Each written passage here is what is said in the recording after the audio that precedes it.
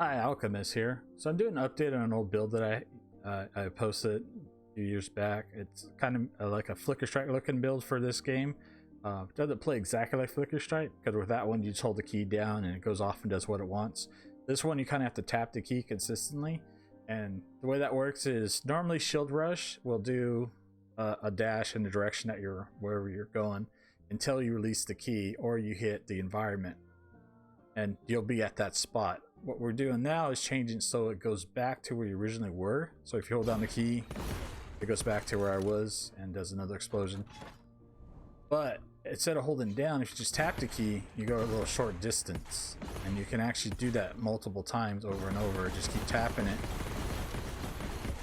over and over, and it always goes in the direction that your mouse is, so you actually have more control over it than you would with normal Flicker Strike.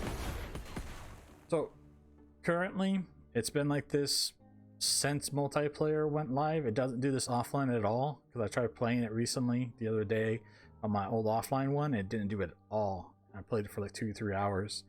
It was smooth, but you get stuck in the running animation and you can't click out of it. The only way to get out of it is you have to do another animation. So I can't use sigils because it's instant, so it doesn't do an animation, but I can use anomaly to get out of it. And I can use healing hands and even that, or you can just cast this again. It sucks that that's there, and I hope they fix that soon, because it's been there for at least a year. It used to be a lot worse, because when I first tried playing this again last year, I only got to like the 30s and I gave up. It was so bad. It was terrible. But it still kind of sucks now because it can be dangerous, especially on certain boss parts. But how I'm going to do this video is I'm going to fight Argentus like I did in the previous video, in the old one, and show the difference in the damage and how the gameplay is still pretty similar to there as it is now. And then also I'll go over the skills and the passives. So let's show some gameplay first. Give this a shot. Crossing my fingers and hope I don't get killed by a light mage, because they're more dangerous because of that little glitch than the bosses.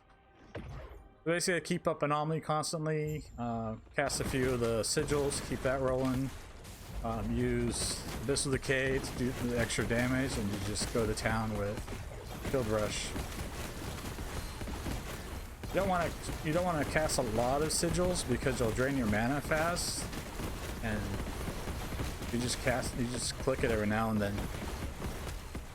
Alright, add time.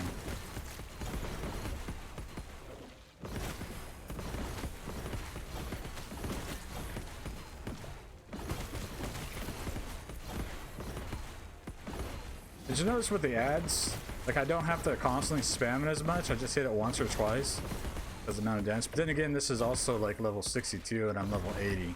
But still, even when I'm doing the other monoliths higher up, it's pretty much the same. Alright, should be boss again.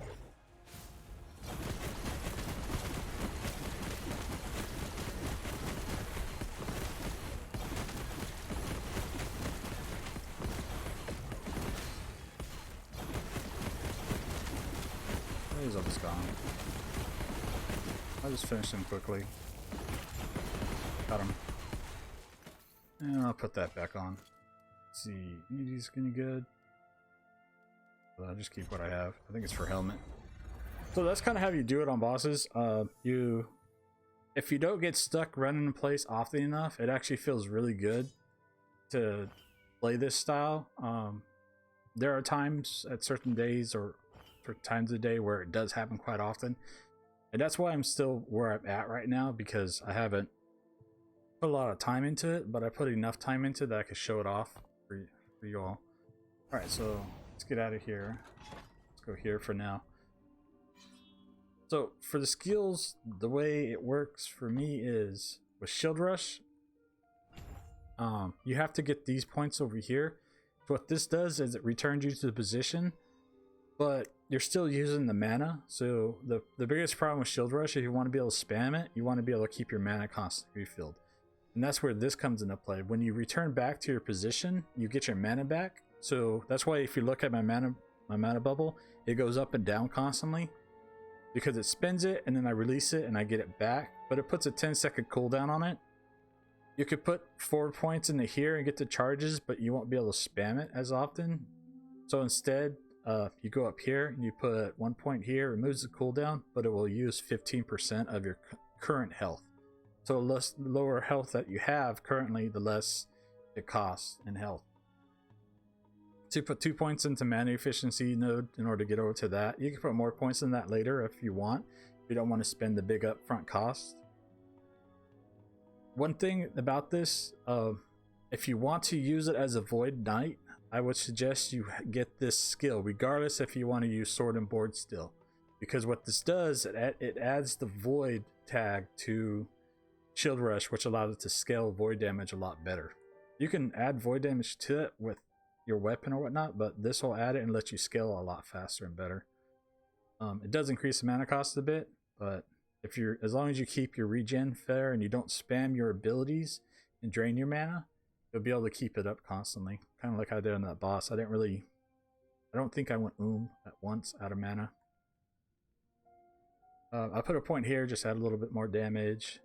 There's 3 points here, and there's an extra point here. I'll talk about these in a little bit.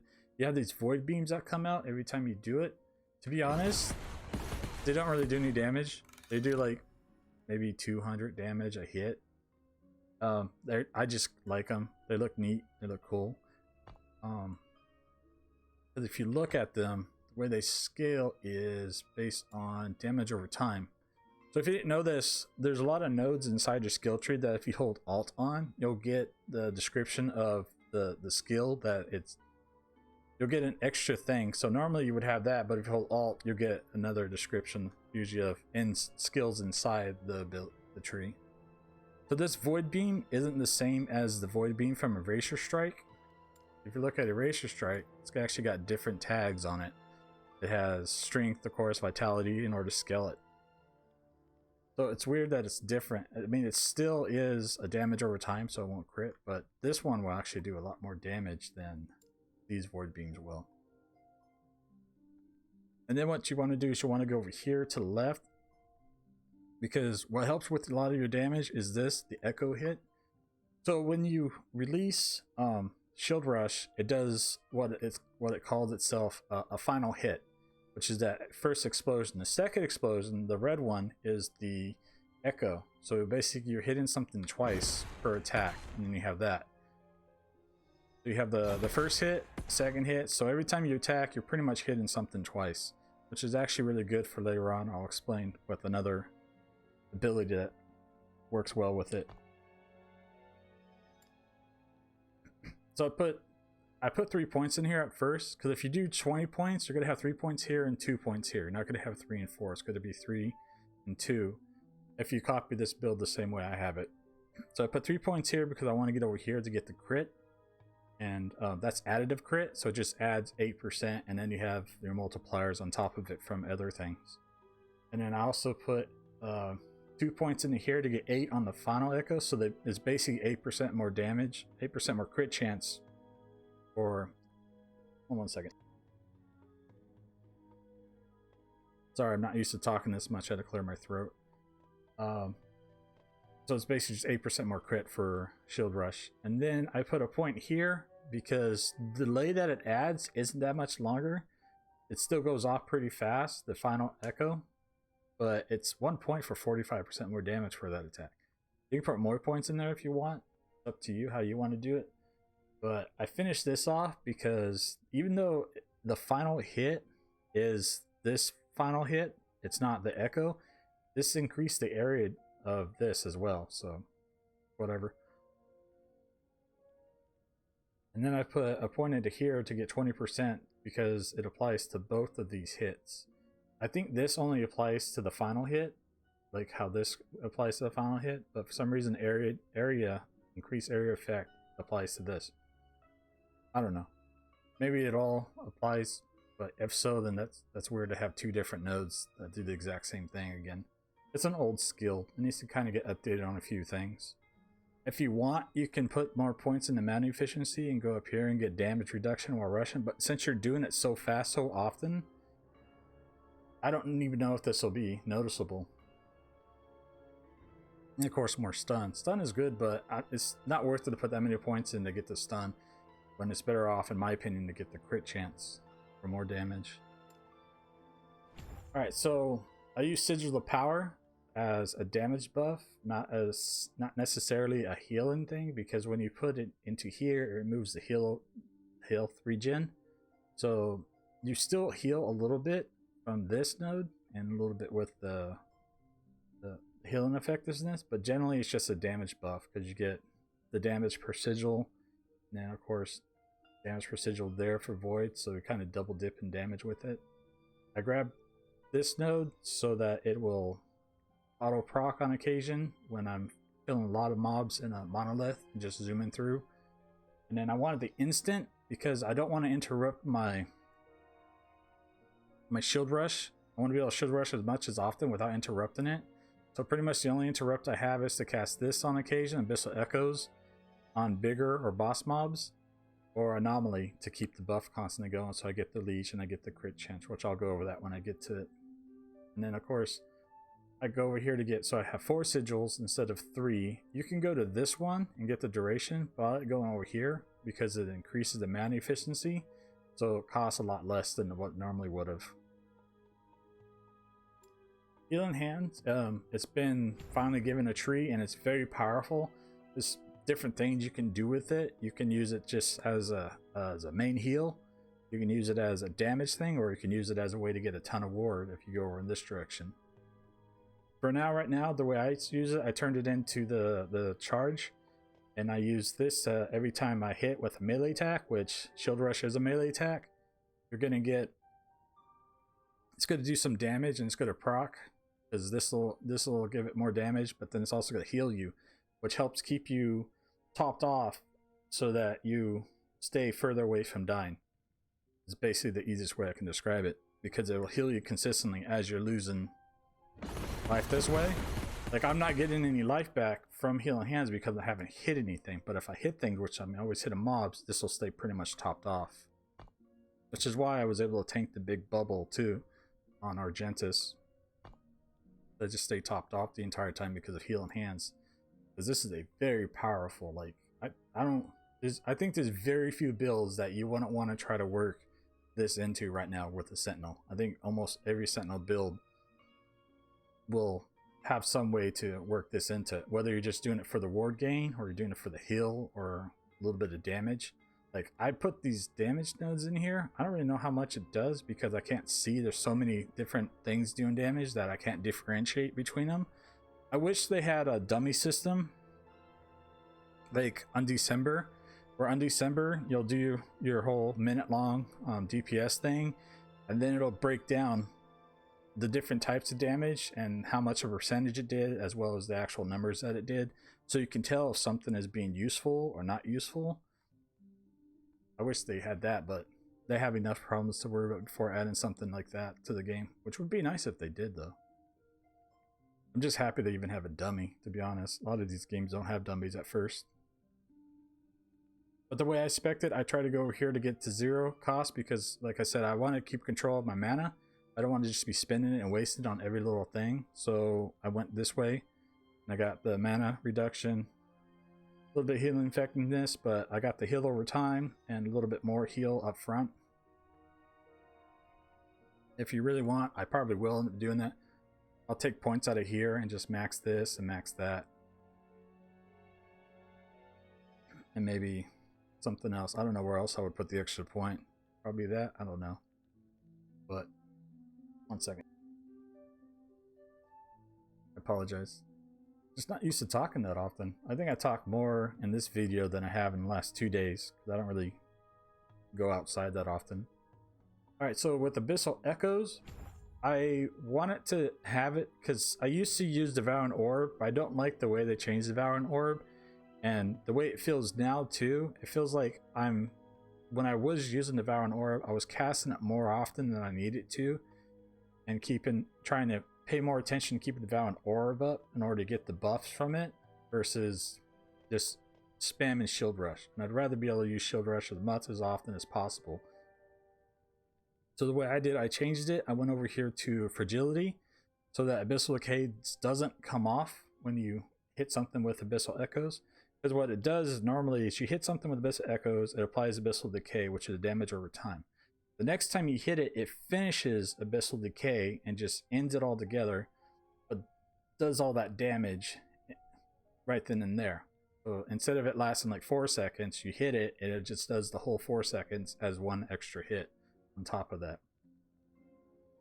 And I wanted the consistent extra damage, so I went with this to put it on there, and then you get this one in Pair of the Week so that it won't do any damage. It loses the dot damage for the most part, but once you add this to it, it now every time you hit, it does a portion of the entire Abyssal Decay damage every time you hit. And with a final hit, you're hitting 3 times, because you're gonna hit with final hit, you could hit with the echo, and then you're gonna hit with the healing hands. So you're gonna hit him 3 times. So you're doing like 15% of the damage over time, and this, it won't go away until it times out. So that's why you get the duration. I maxed this out in order to get all that. Armor Shred, because Armor Shred is very good. It's very powerful to increase your damage on the target, and this will give 5 stacks. And I generally use it on big targets and bosses, but that just gives you that initial hit. I have an Armor Shred elsewhere on my gear, so I'm just applying more, but this gives me that initial hit. I got this point because when you use Abyssal Decay, it only does it like pretty much directly in front of you, and anything hit, it kind of changes out and spreads. But for bosses, sometimes I want to be able to click it and then rush in and kill the boss, start hitting the boss. So I got it so I can just target where I want to do it. I put a few points here to make it a little bit bigger when it does the echoes, so it can hit more mobs if there are a bunch of small mobs around the boss. And anomaly is pretty simple. Go over here, get your buffs. You get this point. What this point does, it now turns it into a bubble, and the bubble will stay where it's at. But if you don't want that, what you do is you go over here and you become the bubble now. So the bubble stays with you and just follows you around as long as you keep it up. I put max points in here to get the crit chance. 2 points in here because attack speed is useful. It doesn't seem like it, but it is useful for this build for 2 reasons. Because the way attack speed and cast speed works, it increases the start and finish animation of an ability. So what that means is you'll start doing your damage sooner, and you'll be able to end the animation sooner, allowing you to do other things so you don't get stuck. It's like if you play a character that has no attack speed, but then add like 50% attack speed, you notice a visible difference in reaction time for you to be able to do things, whether it's to be able to get out of the way of damage with a dash of some sort, or even teleport, or just finish your animation and move on. So attack speed is very good. It's not just an offensive thing, it's also great for defense. Sorry about that. All right. I didn't get the cooldown because if you get this, it stays up. Just this plus this, it allows it to stay up just long enough that you can keep it going consistently. As long as, for me, what I do, I just hold the key down with my finger. You can numlock it so it constantly goes off, and then you unnumlock it later. That was a tongue twister. If you don't want it to be going off constantly while you're doing other stuff. I get leech, a little more leech, which is great. And of course, if you're doing void damage, it actually leeches more, which is good too. I put this in here because if you don't have this, you actually have to hit anomaly twice before you can put it on cooldown. So as long as you put this here, you just hit anomaly once. You don't have to double tap it or anything. It's less stuff to think about, and you just focus more on avoiding damage and doing damage. You don't have to think about stuff. So those are skills. Let me go to the passes real fast. I put points into here first to get not only just the extra melee damage, but the stun. There's not a lot of stun in these trees for the way I'm building it right now, but stun is just as important too as like attack speed or other defenses. Reason being is, if you get enough stun, you can actually just stun lock mobs so that they can't do their animation and damage you. So that's another form of defense. It's harder to stun lock bosses because you need a whole bunch more, because it's based upon how much damage you do to something's health bar, as well as having the stun to increase the amount that you don't need to do in order to stun them for the most part. So lower level mobs you tend to stun more often than like an actual boss mob, but you can get hundreds of Like I actually have a build that can get up to like 1500% stun. Not this character, but a different one. And you like someone like Julra, you can just stun lock them for the most part. Every now and then they get an ability off, but normally you can stun lock bosses for the most part. You can even glitch out some bosses too because you stun them so bad. Kind of bad. But that's a different build. I'll think about doing that build. I might do it and show it off. But I usually don't show off my builds because they get nerfed. I don't like that. I like to have fun. That's me. So for stat priority, for the most part, I think it goes strength and then vitality. Vitality isn't useless, and I got some vitality now. As I get more hit points and other things, I'll take a few points out of here and put it back into here in order to get a little more strength, because strength is armor, and armor is very, very important for empowered monoliths. Like, yes, it's important to have your resistances capped at 75, maybe a little bit over, in order to prevent armor shred from lowering it, or resistance shred. But armor is very important. I've seen people like post stuff on Reddit where they say they don't know why they're getting hit hard even though the resists are capped, because they only have like 1,000 armor and they're doing empowered. That's not going to help you very much. You need armor, and so that's why I might get more. I'll take points out of here as I get more life to put into here, because you only get 6 life per vitality, but you also get 1% poison necrotic per vitality, so that's also a plus for that. And then of course here, 10% less damage taken for anything close to you, 75 armor. More armor is good, just like I explained. I will put a point to here eventually as I get more defenses, and because I'll be able to keep the die size sword on. Because the way I do things, the way I usually do monoliths, I use a die size sword, because what this does is when you kill a rare, you get 20% more movement speed and damage for 15 seconds. So it increases your zoom, basically. You zoom more than you normally would. And the way I want to do is I want to use this and this, or if I can craft something better, I can use that instead. But for right now, this is the best one-handed sword that I have for Void. I haven't really crafted much into that. I like using two-handers for bosses, because especially with this one, now that this one is somewhat newish to me, I don't remember using this before. And I also keep this for bosses too. I'm trying to still get a 25%. I have a 23% coal on it. I know that there's a 10% coal in the passive tree, which I have, but I still like using this on bosses because it just kills them a little faster. But yeah, I'll do dual wield eventually and just use these two or something better in the first slot to zoom around even further.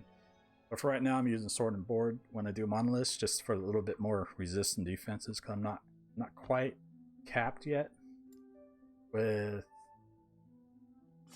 this and this. I'm a little bit better off, but I still need to get my physical back up, because I just switched this out from something else, because it had the physical implicit instead of the critical strike implicit, so I was able to keep capped at physical, but I'm not now.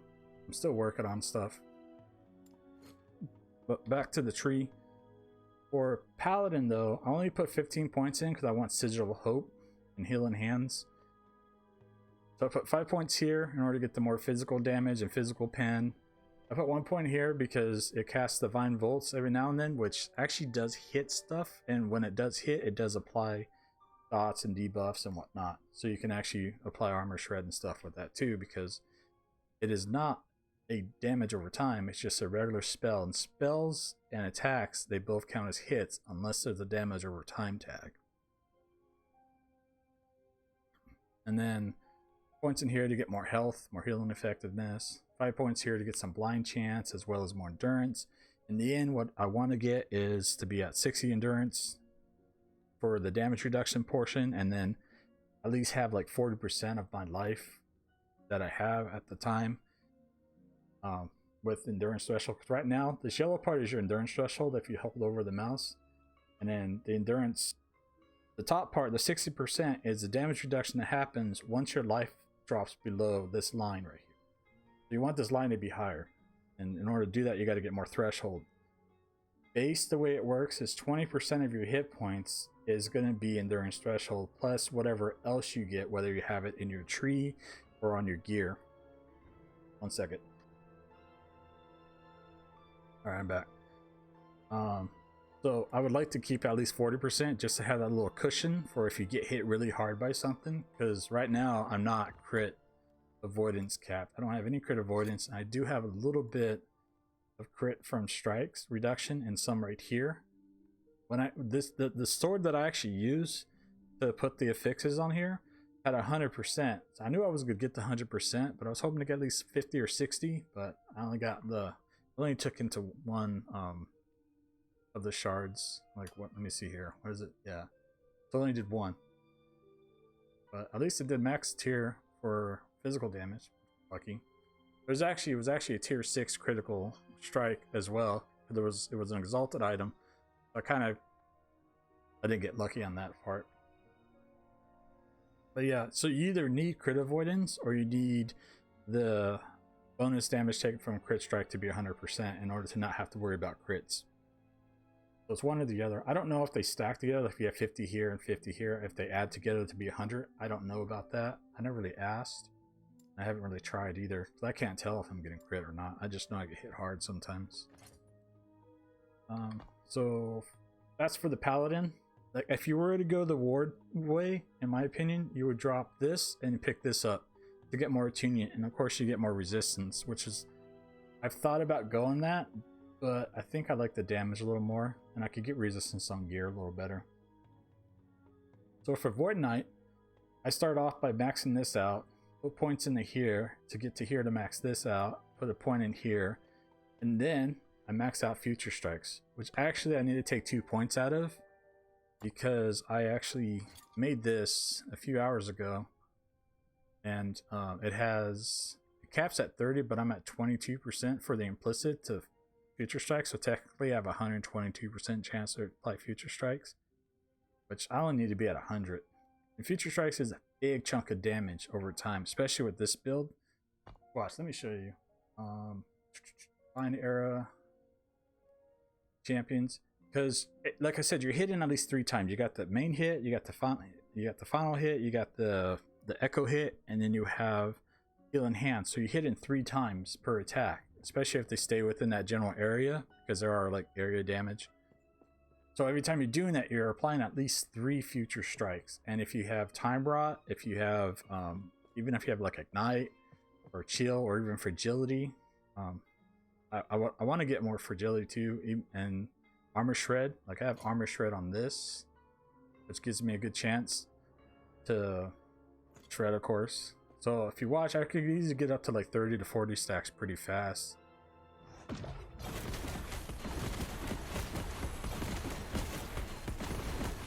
They get up to like 40 pretty fast, and look at the chunk of damage, and pretty much the only damage over time that's on that right now is there's a little bit of Time Rot on it, but most of the damage is going to be from the future hits.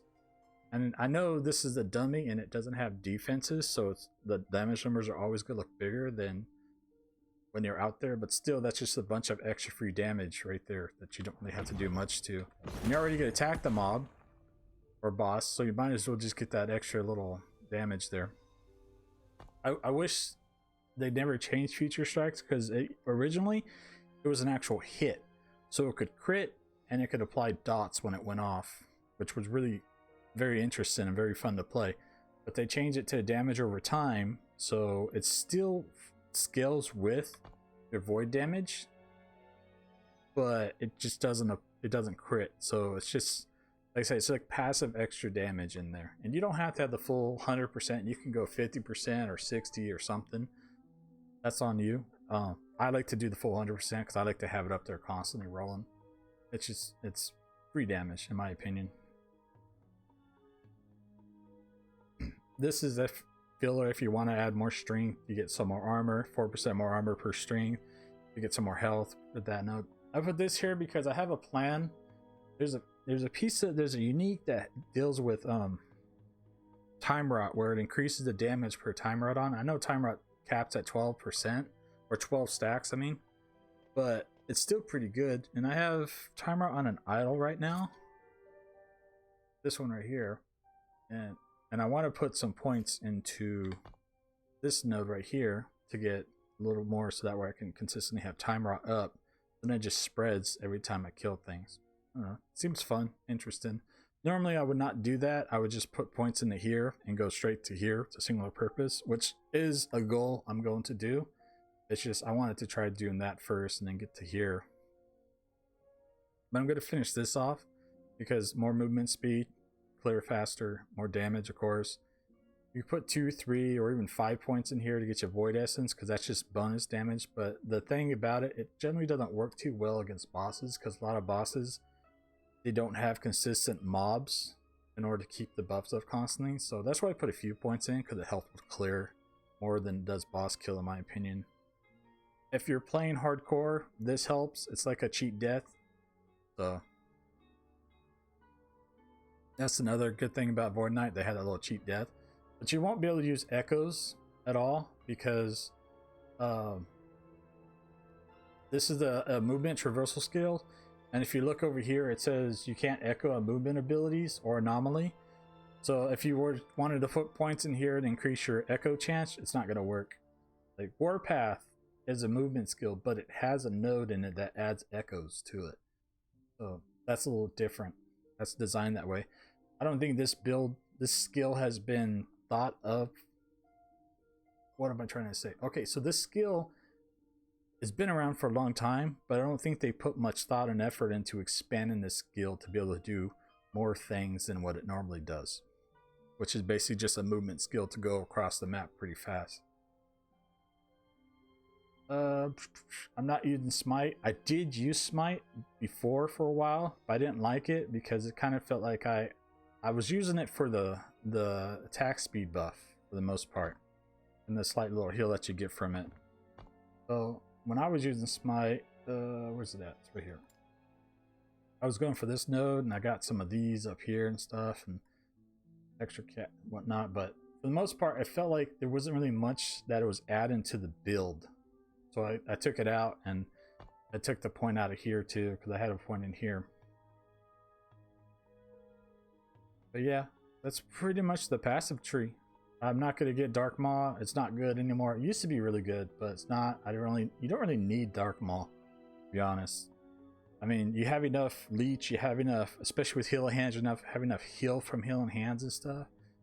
It just doesn't feel worth it to put points into this. I don't understand why this is still around, but hopefully they work on the tree and find a better way to implement this so it feels like it's actually something good. Because I used to just put a few points in this a long time ago, but now with healing hands, there's no reason. It's just a waste of points to put in here, especially when you get so much from healing hands.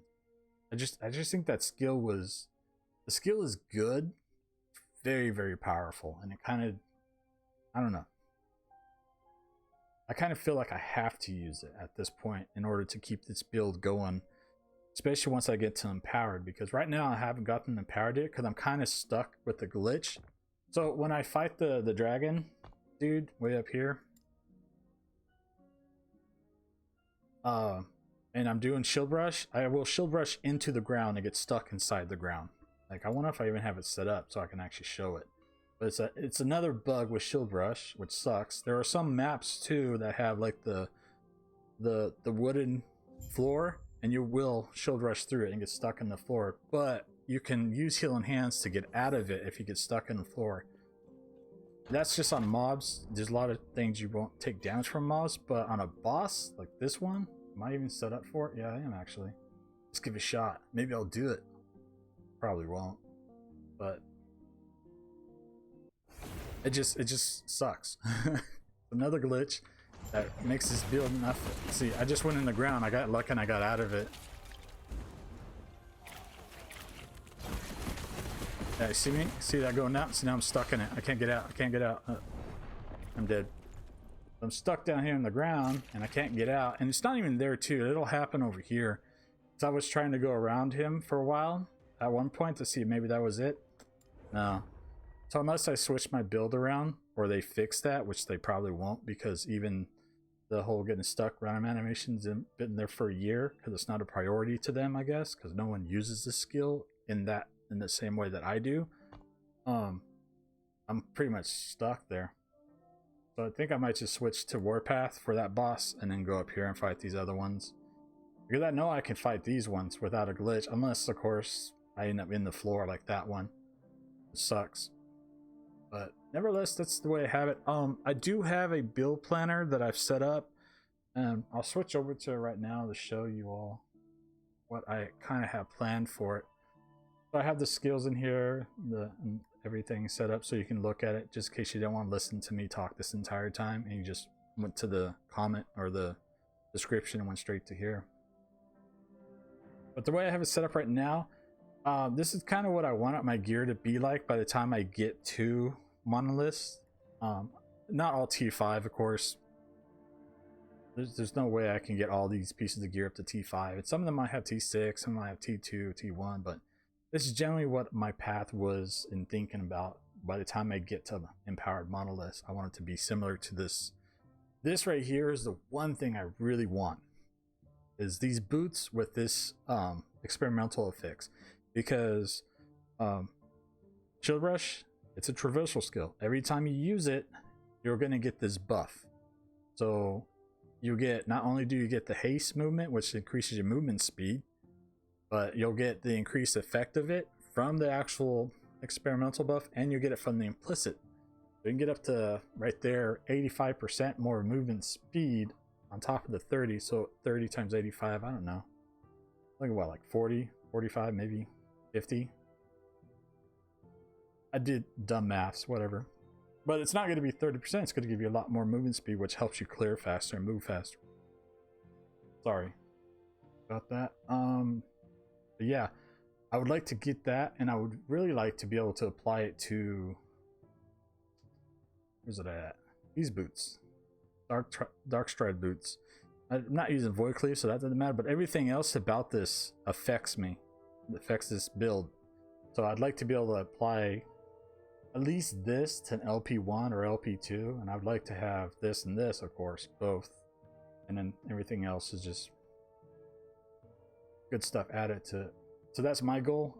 That's my first goal that I want to work on, is getting Darkstride LP1 or LP2 boots and trying to get this on these. Yeah, I'll lose the implicit off of here, but I still keep this, and I'll have all this extra damage too. So that matters a little more. I'd want this implicit on these boots. That's one of my end goals. I have these rings because a lot of people have these rings because Oribos tends to drop this like candy. But I want to use this ring instead of the rings that I have right now, because this is just more damage. And if I can figure out a way to get more resist on other parts of the gear to cover up for that one ring that's missing it, that'd be fine. I know it has the 18% elemental resist, which helps, but there's other things too. I just got to work on getting better gear. As far as idols go, this is the kind of idol that I want. I would do like 2 of these or 2 of these, then I don't have to worry about sigils as much, or just 1 of each. I'd like to have at least this time rot, 1 time rot. That's all I can fit. As far as the other slots, it's whatever you can fit in there. Currently, the way I have it right now, if I go back over here, click that, I have efficiency ones, and this works on this skill, and this skill. It does not work in healing hands because it's not void, and even though this has the void tag, it only works on spells. So this is mainly spell. I wish it just said void skills and not just spells, which would be great, but it doesn't. That sucks. But these can go up to 25%, so you can get 2 of them. That's 50%. It's not an exact 50% reduction, but it will reduce it more. It'll probably take that to 20, that to like maybe like 14 or 13, and that to like 22, 23. And I have this just for armor shred here, just to fill in some spots for resistances. But in the end, that's what I want to do with the build. Yeah, that's pretty much it. I hope someone at least watched maybe a 1/10 of this. I got some useful information. I'll put the build planner that I have right now set up in there, and as I update my gear and figure out which uniques I want to put in the actual spots, because like for this kind of weapon works out great, and the weapon that I made with this one works out just as well too, but I don't know if the Apathy's Maw, where's it at? This one, Apathy's Maw, or this one, the Spear from Hard-On. Captain Hardon, not Captain Hard-On. I don't know why I always say Hard-On, but I don't know if this one is better or the other one would be better to try to have it as a unique weapon with other fixes added to it. Because this one seems a little... Because I do use Abyssal Echoes, so this might actually help me a little bit. But I don't know if that one's better or Axe, because I don't have either of them right now. I have them offline, and I don't want to play offline anymore. I want to just stick to the online. But eventually I'll figure it out. So those are my goals for the most part, to do stuff like that. But until I get those, I'm not just gonna put it in a planner. That's how I feel about planners. I don't like putting like the pie in the skies type like planner where everything is like the highest end game everything. I don't like that style of plan. I like to plan out and then set a goal, lofty goal, like to get just this gear, and then add stuff to it. And as I add, I'll update and change it, and then I'll change it on YouTube, the link, because every time you add something, this up here changes. And maybe eventually I'll add it if it's good enough and I feel like the build works well and people care about it a little more. I might add to build guides, or someone could yoink this build and add it to build guides before me. It's whatever. That's how builds work. Some person makes it, some person finds it, they copy it, and they put their own little stamp on it, and then they put it out there. And sometimes your build gets out there first, and sometimes your build gets out there first, and that's just the way it works. There's no love lost there at all. It's just the way it works. So thanks for watching this. If you watched at least to this part, I would appreciate it a lot. I will update it over time as I get more stuff and figure out different ways. Who knows, maybe I might even change the tree a bit eventually. Till then, everyone, have fun.